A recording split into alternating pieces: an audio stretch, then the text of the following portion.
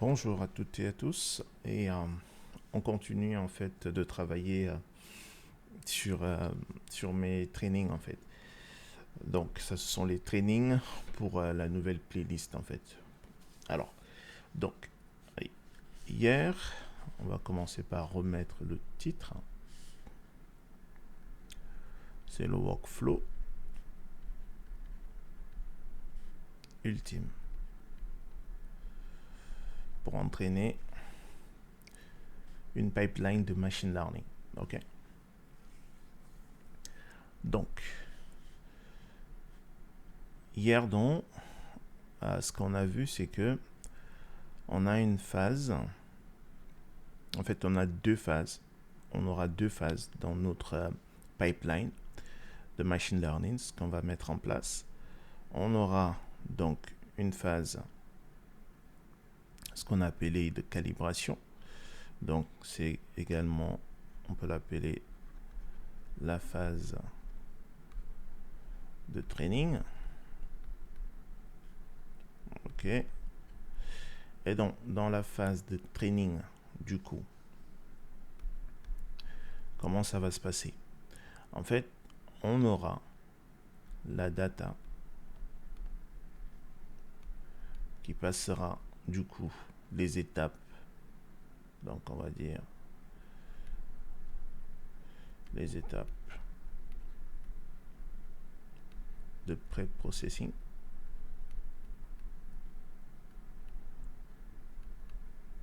On a vu ce que c'est que le pré-processing. C'est simplement rendre nos données compatibles avec nos algorithmes de machine learning. C'est ça le pré-processing. C'est également de transformer en fait la donnée. Et ce que je vous disais hier, c'est que en fait dans la phase de pré-processing, en fait, la phase de compatibilité qui consiste à rendre nos données compatibles avec nos modèles de machine learning. En fait, c'est quoi? C'est simplement rendre tout ce qui n'est pas nombre, nombre. D'accord. Pourquoi? Parce que lorsqu'on fait du machine learning, en fait, c'est des statistiques. En fait, c'est des statistiques appliquées. Donc, pour les statistiques, on travaille sur des nombres. Après également, on avait tout ce qui est data transform, d'accord. Ça, c'est transformer la donnée, d'accord. Donc là, ça inclut tout ce qui était feature engineering, tout ce qui était réduction des dimensions, tout ce qui est data cleaning, tout ce qui est également data transform, d'accord. Le data transform ici, je fais référence à tout ce qui est ramener nos données en fait sur une même échelle. Donc on avait parlé de min, max scalar et de standard scalar. Donc dans tous les cas, on verra tout ça. Je verrai comment est-ce que je vais vous présenter tout ça. Donc si on revient à notre histoire de phase, parce que en fait notre pipeline aura deux phases, d'accord. Donc je vais le mettre là, une pipeline de machine learning ML à deux phases. Ok. Donc on va avoir la phase de training. Ok. Donc on aura la data, la donnée, d'accord, qui passera des étapes de pré-processing. Et par la suite, alors ici, on va avoir des hyper paramètres. Ok. Donc une fois que on va passer les étapes de pré-processing, on va arriver au niveau de nos algorithmes. D'accord. Ici également, on aura des hyper paramètres. Ok. Et de là, on aura le résultat. Le résultat de la phase. Donc de la phase de training. Ok. Et ce résultat pardon. Et ce résultat-là sera quoi? Bah, on va avoir, donc ça c'est le résultat qu'on va avoir de tout ça. Donc, je ne vais pas couper, hein. Tout ce que je fais là, lorsque je fais des trainings, je ne coupe pas, d'accord? Il n'y a pas de montage, voilà, parce que je m'entraîne. Et donc, comme je vous le dis, en fait, ces vidéos-là, généralement, je ne les poste pas. C'est juste pour vous montrer l'envers du décor. Donc, à chaque fois que je filme ces vidéos-là, voici comment je fais en fait. Je parle comme si j'étais en train de vous montrer. Du coup, je ne les poste jamais. Mais là, je me suis dit, je vais vous montrer en fait ce qui se passe réellement. Donc, alors, on aura donc le résultat de la phase de training. Donc, le résultat, on aura ici quoi? Ici, on aura les étapes. Les étapes du pré-processing. D'accord. Ajuster. Alors, je vais effacer un peu ceci. Donc, on aura nos étapes de pré-processing ajustées préalablement.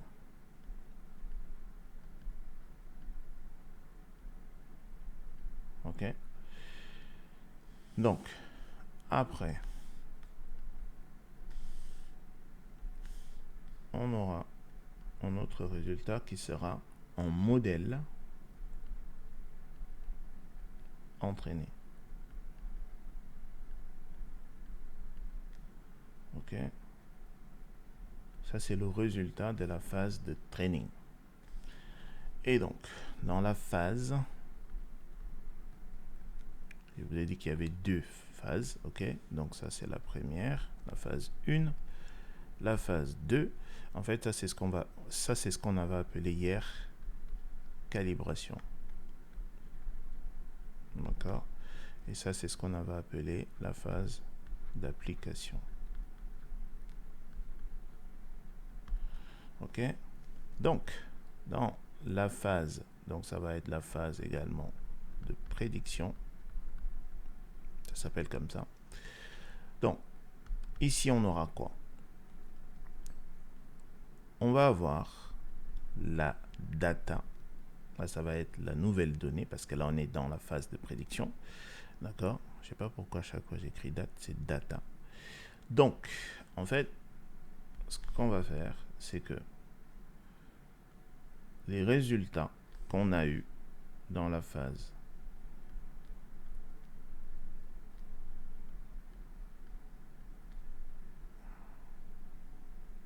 hop, on va les ramener. Ok. Vous en faites pas. Comme je vous le dis, hein, c'est du training. Hein. Je mettrai tout ça au propre. J'utiliserai des outils un peu plus pro. Donc, je vous disais donc qu'on va ramener les résultats qu'on a eu lors de la phase de training. Donc ici, on va avoir les étapes,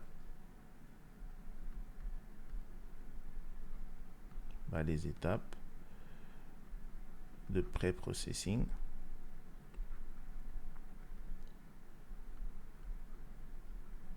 D'accord. Donc on a dit que seront ajustés préalablement. D'accord.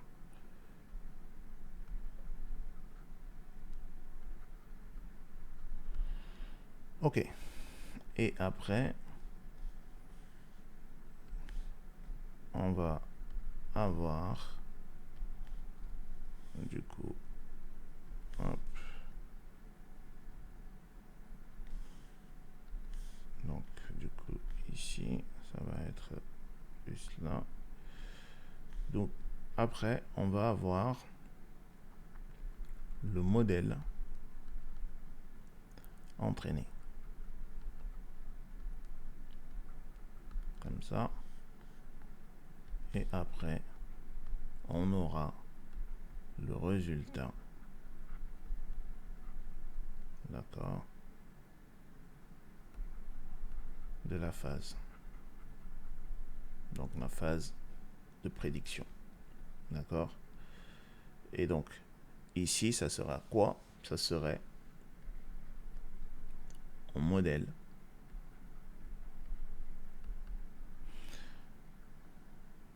entraîné. D'accord?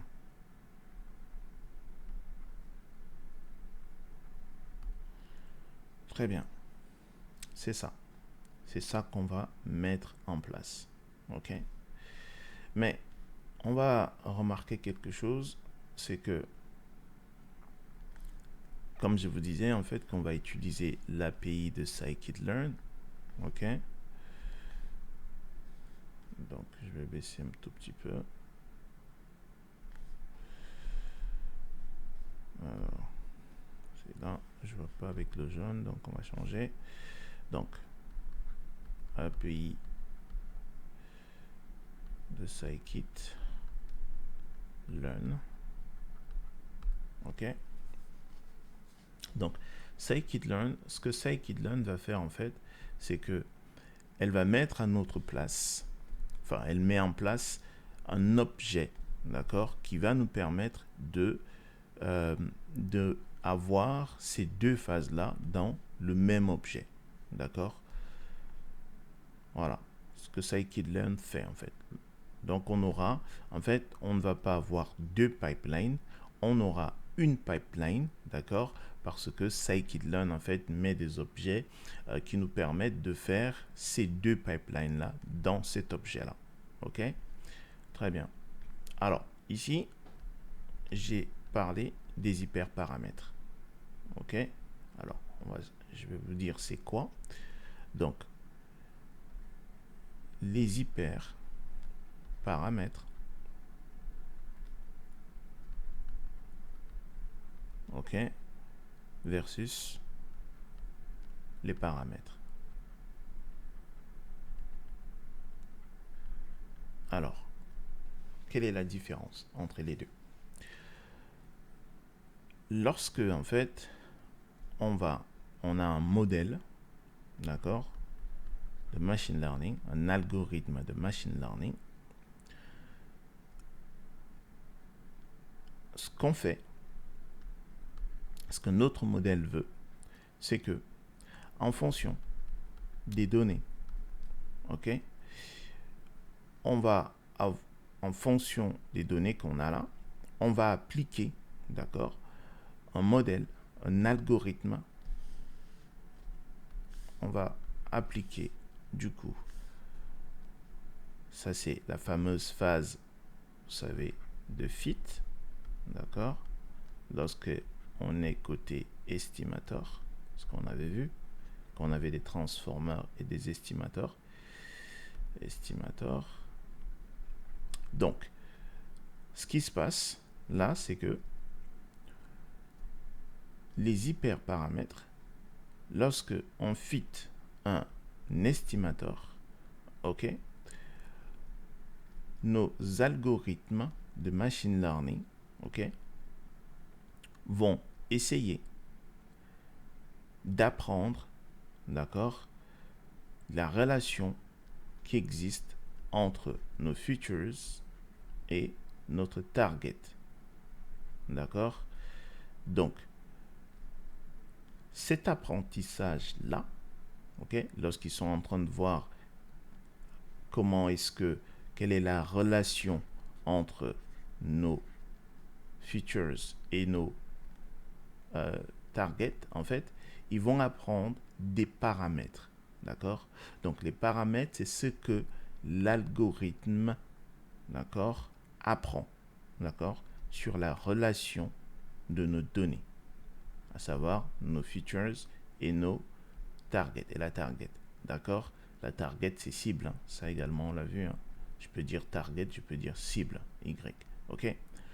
Très bien, donc les paramètres, c'est ce que l'algorithme apprend lors de l'entraînement, ok. Maintenant, les hyperparamètres, d'accord, ce sont les réglages qu'on va fixer à notre à nos algorithmes de machine learning avant l'entraînement. D'accord? C'est comment en fait, c'est comme en fait, si on veut, si je veux faire une analogie, c'est supposons qu'on veut préparer, on va mettre quelque chose au four, d'accord? Je sais pas moi, une pizza par exemple. Dans ce cadre-là, en fait, on va régler notre four avant, peut-être à 1 heure, voilà, etc., à tel nombre de degrés, voilà, température. D'accord? C'est ça les hyperparamètres. C'est tous les paramètres, en fait, comment est-ce qu'on va régler nos algos avant l'entraînement. Et les paramètres, c'est ce que l'algorithme va apprendre pendant l'entraînement. C'est ça la différence. Ok? Très bien. Maintenant, donc on va effacer ça. Alors, est-ce que c'est comme ça que je vais le présenter? Je ne sais pas. Mais bon, on va voir comment est-ce que je vais le présenter. Donc, la question donc qu'on va se poser, c'est comment allons-nous entraîner nos pipelines, d'accord? Nos modèles. Comment est-ce qu'on va les entraîner? Ok? Alors, on va avoir, on va dire entraînement.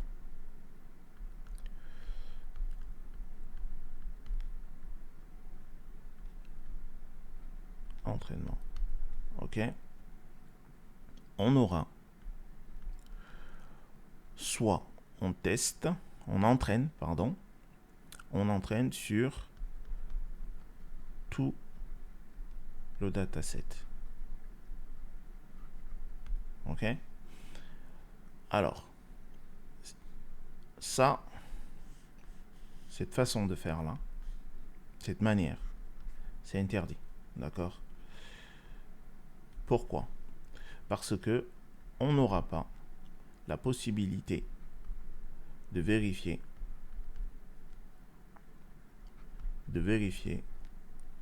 les perfs de nos modèles. D'accord? Donc, ça, c'est interdit. Pour la simple et bonne raison que on ne pourra pas vérifier les performances de nos modèles. Ok? Donc, après, on aura... Donc, ça, c'est interdit. Hein. Ok? Mais on va le voir quand même. En deux, on va voir pourquoi est-ce qu'on ne va pas faire un split train test. Pourquoi? Simplement parce que si on fait ça, on va introduire un facteur chance. Ok?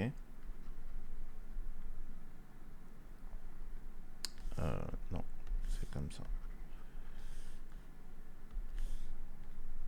Il y aura un facteur aléatoire. La chance, en fait. Donc, pourquoi? Parce que lorsqu'on va splitter nos données, d'accord, on pourra avoir du coup des train sets favorables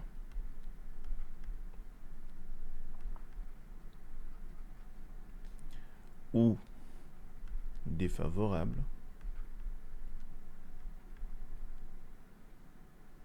C'est un O. Ok. Ou neutre. Ok. Et ça, en fait, on ne veut pas. D'accord? Pourquoi? Parce que vous allez voir que on va avoir un paramètre qui va être l'acide, en fait. Donc, l'acide ici. Donc, si on bouge notre seed, du coup, on pourra avoir en fait un train set qui pourra passer de favorable à défavorable ou de favorable à neutre et vice versa. d'accord? Et donc, on ne veut pas ce facteur aléatoire, ce facteur chance, d'accord?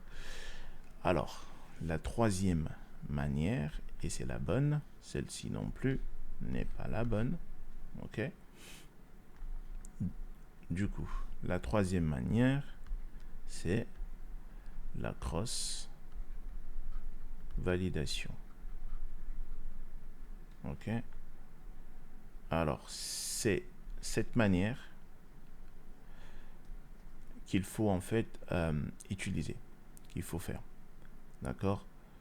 Donc, alors, la cross-validation ici, qu'est-ce qu'on va faire? Vous savez, je vous ai dit que on aura notre train, d'accord? On aura du coup le train 7, ça sont nos données d'entraînement, d'accord? Et du coup ici, qu'est-ce qu'on va faire? C'est on va découper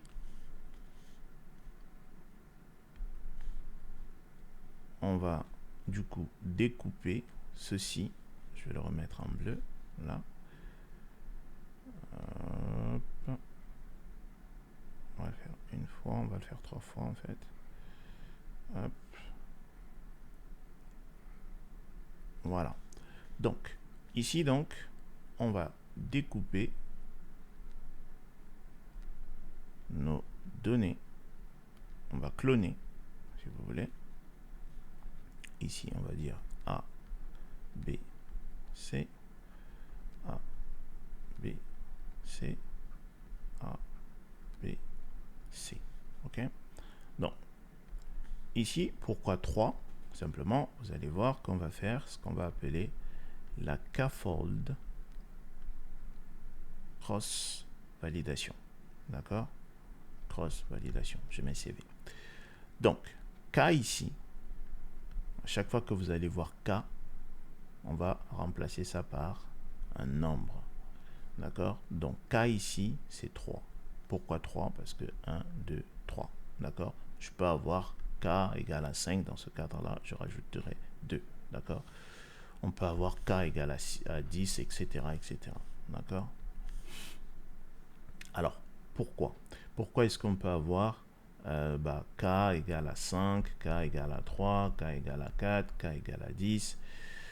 On peut l'avoir en fait, d'accord? Mais simplement, ce qu'il faut garder en esprit, c'est que plus en fait on aura des clones de notre pipeline, parce que ça ce sont des clones de notre pipeline, plus en fait l'entraînement ça prendra du temps, d'accord?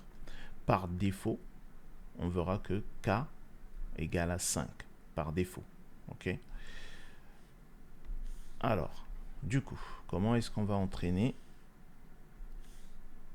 Alors ici on va avoir du coup donc c'est la K-fold, donc je vais le remettre ici, la K-fold cross-validation. Donc, on a dit ici que K égale 3. En fait, fold veut dire pli, d'accord? Donc, on a 3 plis, d'accord? 1, 2, 3, d'accord? Et donc, du coup, ici, en fait, avec la K-fold, ce qu'on va avoir, c'est quoi? On va avoir... on va l'appeler train. Et ici, on va dire validation. Ok? Donc, ici, on va aller appelons train test. Ici, donc, hop, on va diviser. Ici, on va entraîner notre modèle sur A et B. Donc, on va faire A plus B. Et on va tester, d'accord, sur C. Et après, on va inverser. On va entraîner sur A et C. Et on va tester sur B. Et après, on va entraîner sur A, non, pas A, sur BC, sur B et C, et A, ici. D'accord? Du coup,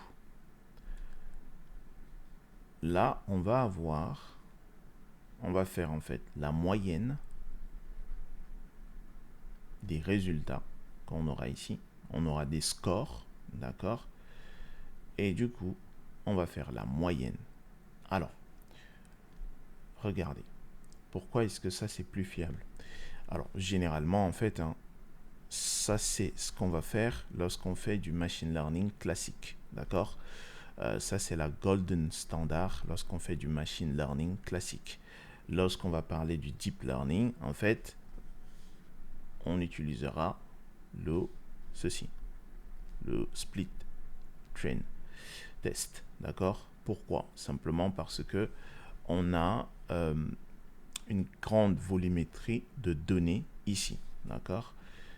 Non, enfin, quand je dis ici, c'est quand on fait du deep learning, d'accord? Donc, en fait, le problème avec la cross-validation, c'est quoi? C'est en fait le coût, d'accord? En termes de training, d'accord? En termes de temps, le temps d'entraînement et le coût, en fait, financier. Ok?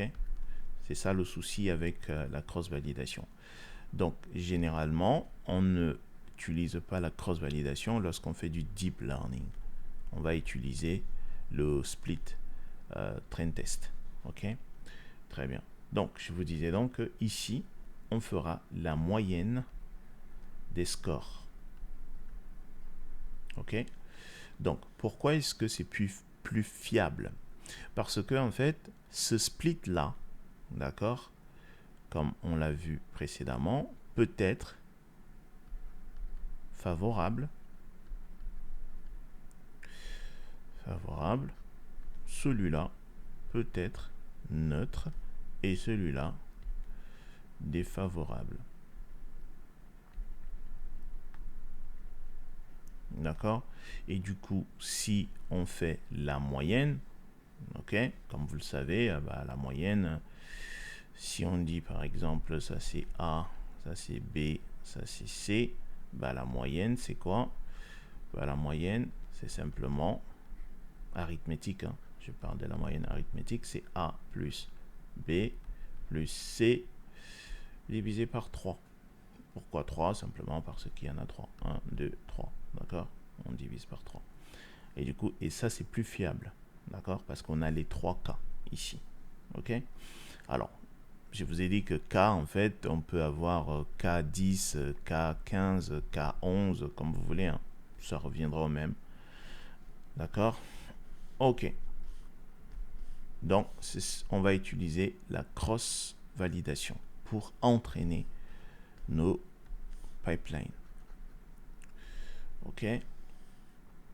Du coup, notre objectif également, ce que je vous ai dit, c'est que nous, ce qu'on souhaite mettre en production, c'est une pipeline, c'est la meilleure pipeline, avec le meilleur score, parce qu'on va tester plusieurs pipelines.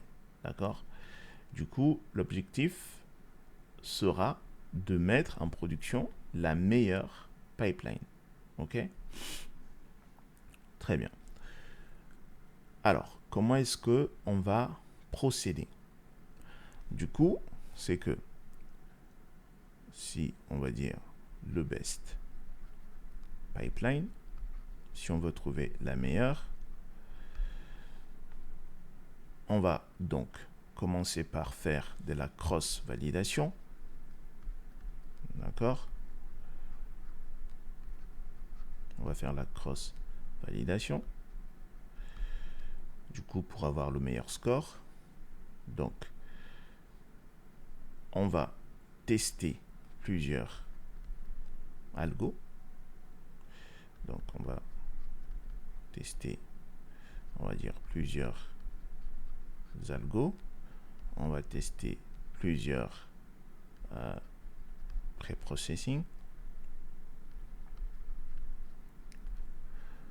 On va tester plusieurs hyper paramètres. OK. Voilà. D'accord. On va faire tout ça. D'accord. On va tuner en fait nos pipelines pour essayer d'avoir le meilleur score possible. Donc, très bien.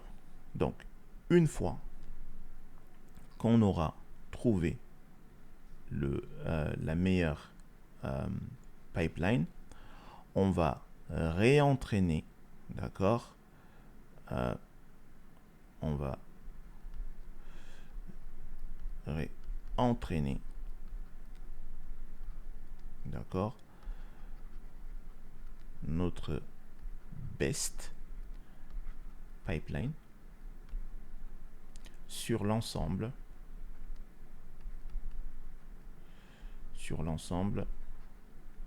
des données.